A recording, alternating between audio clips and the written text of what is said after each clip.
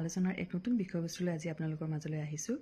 আজি মোৰ আলোচনাৰ বিষয়বস্তু হৈছে আমাৰ 40ৰ পৰা 52 বছৰ বয়সৰ ভিতৰৰ যিখিনি মহিলা আছে তেওঁলোকে এই সময়খিনিত কিছুমান বিশেষ ধৰণৰ শাৰীৰিক আৰু মানসিক পৰিৱৰ্তনৰ মুখামুখি হয়। নহয়নে বাৰু? আপোনালোকে নিজেই অনুভৱ কৰিছে যিখিনি আমাৰ মহিলাসকলে 40 বছৰ বয়স অতিক্ৰম কৰিছে তেওঁলোকৰ কি হয় সেই সময়সীমাখিনি পাৰ হোৱাৰ লগে লগে বা সেই সময়সীমাখিনি অতিক্ৰম কৰি থকাৰ সময়ত কিছুমান বিশেষ ধৰণৰ পৰিৱৰ্তনৰ মুখামুখি হয়। যেনে তেওঁলোকৰ কেতিয়াবা সঘনাই ঠাণ্ডা লাগে, কেতিয়াবা সঘনাই গৰম লাগে, হঠাৎ কেতিয়াবা ঘামি উঠে, হঠাৎ কেতিয়াবা খং উঠে বা ইৰিটেশ্যন অনুভৱ কৰে বা কেতিয়াবা কি হয় মাইল্ড ডিপ্ৰেশ্যন হয়, কেতিয়াবা কথাবোৰ মুহূৰ্ততে পাহৰি যায় আৰু কেতিয়াবা কি হয় সঘনাই তেওঁলোকৰ যিটো মানে মনত ৰখা শক্তি সেইটো তেওঁলোকে এনেকুৱা অনুভৱ কৰে যেন লাহে লাহে কমি আহিব আৰম্ভ কৰিছে। কিন্তু এইটো অনবৰত হৈ নাথাকে, কিছুমান মুহূৰ্তত তেনেকুৱা ধৰণৰ অনুভৱ কিছুমান হয়। আৰু এই অনুভৱবিলাক যেতিয়া হ'বলৈ আৰম্ভ কৰে তেতিয়া মহিলাগৰাকীয়ে নিজেই ভাবে যে তেওঁৰ আচলতে কি হৈ আছে। আৰু সেই সমস্যাখিনি ভাবিব লগা এইটো কাৰণেই হয় কাৰণ প্ৰত্যেকগৰাকী মহিলা যিখিনিয়ে এইখিনি অনুভৱ কৰিছে তেওঁলোকে জানে যে এইখিনি কিমান কষ্টকৰ হয়। আচলতে আমি এই কথাটো অনুভৱ কৰিছোঁনে বাৰু যে আমি যিখিনি 45 বছৰ যেতিয়া আমাৰ অতিক্ৰম হয় তেতিয়া সাধাৰণতে লাহে লাহে তাৰ এবছৰমান আগত সম্পূৰ্ণৰূপে কিছুমান মহিলাৰ মাহেকীয়াটো বন্ধ হৈ যায় আৰু যেতিয়া 12 মাহ সম্পূৰ্ণ মাহেকীয়া নোহোৱাকৈ থাকে তেতিয়া সেই ষ্টেজটোক কোৱা হয় মেন'পজ আৰু তাৰ আগৰ সময়খিনিক কোৱা হয় প্ৰি মেন'পজ আৰু পিছৰখিনিক কোৱা হয় পষ্ট মেন'পজ। এতিয়া কথা হৈছে যে মেন'পজৰ সময়ত যিখিনি মানে পৰিৱৰ্তন হয় সেইখিনি কিছু আগৰ পৰাই ধৰক 6-7 বছৰমান আগৰ পৰাই আমি এই চিমটমবিলাক দেখা আৰম্ভ কৰোঁ আৰু দেখা আৰম্ভ কৰিলে কি হয় সেইটো বিশেষ ধৰণৰ কষ্টকৰ হয়।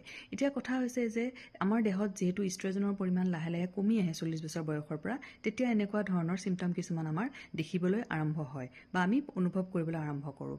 এতিয়া কথা হৈছে যে আৰু কিছুমান মেন'পজৰ আগতীয়াকৈ কিছুমান কি হয় কি আমাৰ মেনষ্ট্ৰুৱেশ্যন যিটো চাইকেল আছে সেইটো সাধাৰণতে ইৰেগুলাৰ হ'বলৈ আৰম্ভ কৰে বা কিছুমানৰ হেভি মেনষ্ট্ৰুৱেশ্যন হয় বা যাক আমি মেন'ৰেজিয়া বুলি কওঁ। এতিয়া সকলো ধৰণৰ এই হৰমনৰ কাৰণেই এই সকলো ধৰণৰ পৰিৱৰ্তন আমাৰ শৰীৰত দেখা দিয়া যায়। সাধাৰণতে দেখা যায় যে মেন'পজৰ সময়খিনি সহ্য কৰি লয়, মানে সকলোৱে সেইখিনি গ্ৰহণ কৰি লয় আৰু পষ্ট মেন'পজ সেইখিনিও বডিত এডজাষ্ট হৈ যায়। কিন্তু যিখিনি তাৰ আগৰ মেন'পজ হোৱাৰ আগৰ সময়সীমা সেইখিনি অতিক্ৰম কৰিবলৈ কিছু কষ্ট হয়। গতিকে আপোনাৰ যদি ঘনে ঘনে মানে ঘাম আহিছে বা আপুনি মানে তেনেকুৱাকৈ খং উঠিব আৰম্ভ কৰিছে বা ডিপ্ৰেশ্যন হৈছে, মই যিখিনি আগত চিমটম কৈ আহিছোঁ, তেতিয়াহ'লে তাৰ কাৰণে কিছুমান উপায় আছে যিখিনি গ্ৰহণ কৰিলে হয়তো আমি কিছু হ'লেও সকাহ পাম।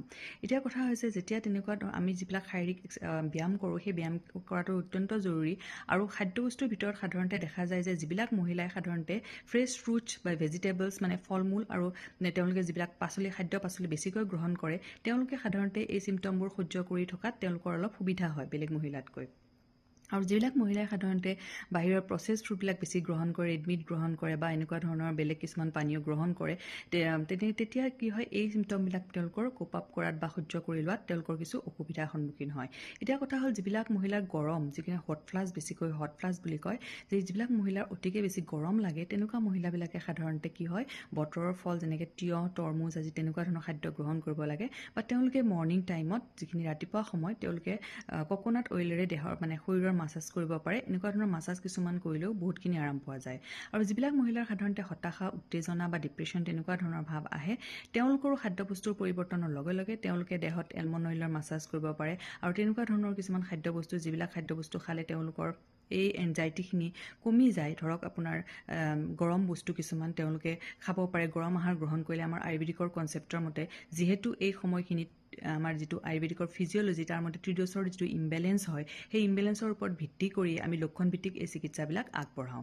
গতিকে দেখা যায় যে ইষ্ট্ৰজেন লেভেলটো যেতিয়া আমি মেইনটেইন কৰি থাকিব পাৰোঁ, তেতিয়াও মেন'পজৰ এই চিমটমবিলাকৰ পৰা বহুত ধৰণে হাত সাৰি থাকিব পৰা যায়।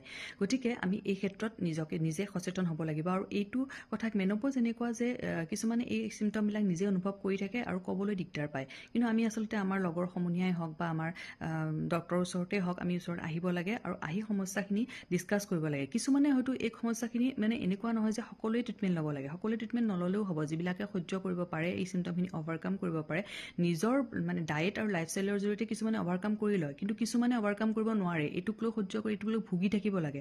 গতিকে ভুগি থকাৰ কোনো প্ৰয়োজন নাই। মেন'পজৰ চিমটমবিলাক দেখা দিলে নিশ্চয় আমাৰ চিকিৎসাৰ ব্যৱস্থা আছে আৰু আমি বিভিন্ন ধৰণৰ নিজৰ জীৱনশৈলীৰ জৰিয়তেও এই সমস্যাসমূহৰ পৰা অতি সোনকালে বা অতি সহজতে আমি মানে আমি নিজকে সকাহ দিব পাৰোঁ। এতিয়া কথা হ'ল যে মেন'পজৰ এই সময়সীমাটো এটা দীঘলীয়া সময়সীমা, গতিকে সহ্য কৰি থকাৰ কোনো কথা নাথাকে।